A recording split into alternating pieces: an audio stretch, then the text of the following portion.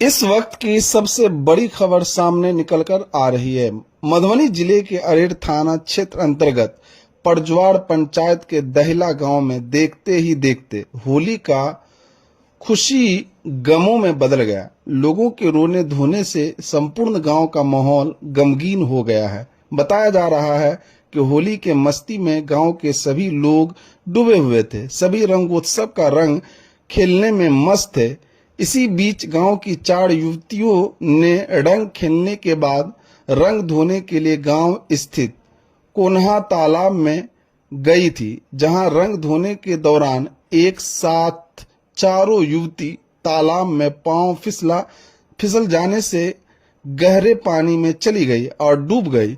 इस बात को लेकर जब लोगों को जानकारी हुई तो कोन्हा तालाब के पास लोगों की भीड़ जमा हो गई। लोगों ने तालाब के पानी में तलाश कर चारों युवती के शव को पानी से बाहर निकाला, लेकिन जब तक चारों युवती को पानी से बाहर निकाला गया देर हो चुका था। पानी के अंदर दम घुटने से चारों युवती की मौत हो चुकी थी। मृत्यु चारों युवती की पहचान चंदा देवी, काजल कुमारी, दोनों श्रीकांत राय, अनु कुमारी, शियाशरण राय, लखन कुमारी, पिता कामफू राय के रूप में किया गया। घटना स्थल पर पहुंचे पंचायत प्रतिनिधियों एवं स्थानीय लोगों ने घटना की सूचना अरेर थाना पुलिस को दी। सूचना मिलते ही अरेर थाना मौके पर पहुंची और बॉडी को अपने कब्जे में लिया। इसे पोस्टमार्टम के लिए मधुबनी भेज दिया।